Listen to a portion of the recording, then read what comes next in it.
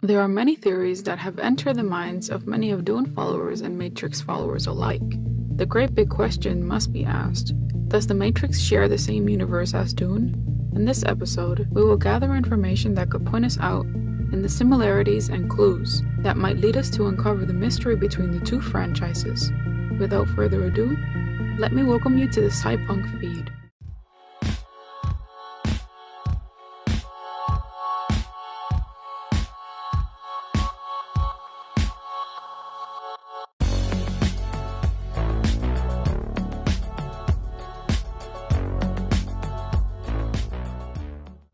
There is a theory that the Matrix trilogy is in the same universe as Frank Herbert's Dune, as our prequel to the Herbert books. This theory was made by user Safe Public Domain in Dune's Reddit post. He wanted to share his point of view. As he states, "I first noticed these similarities between the franchises. In the Matrix, humans are grown in machines. In Dune, humans are grown, cloned in axolotl tanks. Axolotl tanks are the means by which the B'nai Tleilac reproduce a living human being from the cells of a cadaver, producing a type of clone called a golem. So, in terms, an axolotl tank is essentially a brain-dead woman, whose womb is used as a tank to create golas, which are clones. Now, this is where the difference between franchises lies. There is an incongruence in the method of creating a human-like being. Both methods create a type of clone, but in the Dune universe, that type of machinery wouldn't be allowed to have that type of power. In the Matrix, organizations are based around the idea that someone will be born, and that will lead all their people to freedom. In Dune, there is an entire religion based around creating the proper genes so that a man will be born who will lead humanity to a better way of life. Yes, it could be true, but most religions are based on that fact. Most of them have a messiah, some type of hero that would lead and guide them through the walkabouts of life. That alone cannot guarantee the correlation between the two franchises. In the Matrix, some humans were able to reach a higher state of consciousness, seeing what their world really looked like. In Dune, humans are constantly bred to reach a higher state of consciousness, and have religions based around the idea. The Matrix shows what humanity was like when it was enslaved by machines. Dune takes place tens of thousands of years after machines enslaved humanity.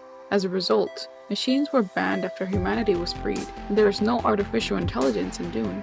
The uprising to overthrow the computer, cybernetic, robotic civilization was called the Butlerian Jihad. One of the final battles involved glassing and sterilizing Earth.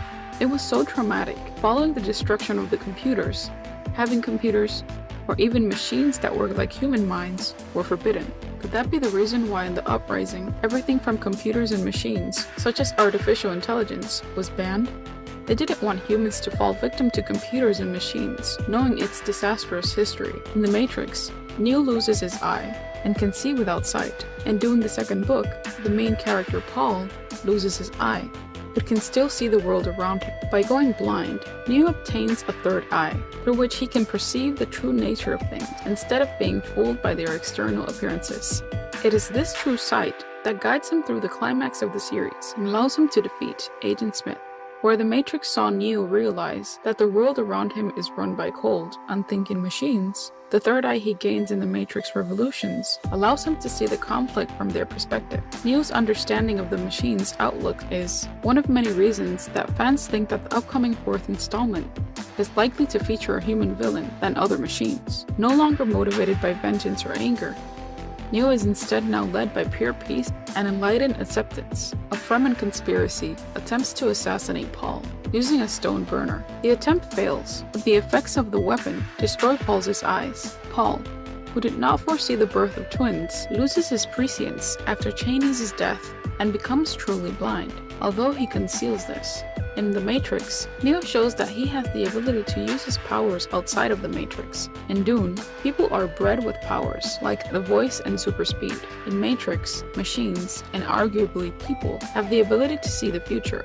In Dune, people have the ability to see the future. Okay, now let's piece them together. The end of the Matrix trilogy was the end of the First Machine War. The year is unclear, but humanity had its truth with artificial intelligence and went out into space, using faster-than-light engines. However, humanity and machines went back to their old ways and started fighting again. For a long time, machines got the upper hand, but humanity fought back by learning what happened in the First Machine War. Thanks to Neo and the machine's breeding programs, they realized that humans could be bred to their full potential and wouldn't need machines to do it. They realized the power of religion and brought the Butlerian Jihad, based around the outline Morpheus and his followers used. The Bene Gesserit knew what humanity was capable of through Neo's powers and wanted to start a breeding program to get similar people. The Tleilaxu used the organic technology, similarly used by the Matrix computers. The Ixians used the AI similar to the ones used in the Matrix computers.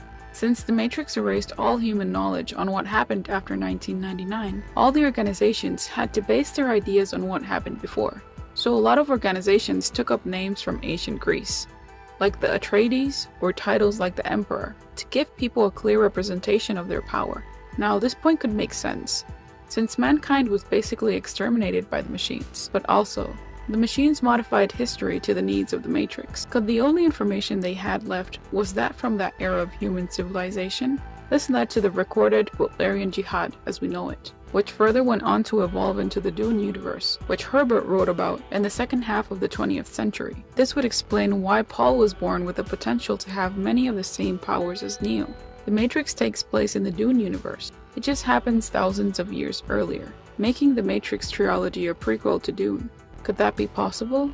That the Dune universe is just the future events that transpire after the events from the Matrix? To be fair, the points stated in this theory are valid, but there are small details that derail from the similarities. We could say that the Matrix could have been heavily influenced by the Dune franchise, like other franchises such as Star Wars for example, but to be interlaced, we don't really think so. This theory was made by user Save Public Domain in Dune Reddit, a great theory that could expand the thoughts and imagination of everyone that reads it. Make sure to check his stuff out. I will leave the link on the description box so you can take a look for yourself. So what did you like about this theory from Reddit? Let us know in the comment section down below. Don't forget to subscribe and hit the notification bell to stay up to date on new theories and info. Thank you for watching. This was your cyber host. Welcome to the Cypunk feed.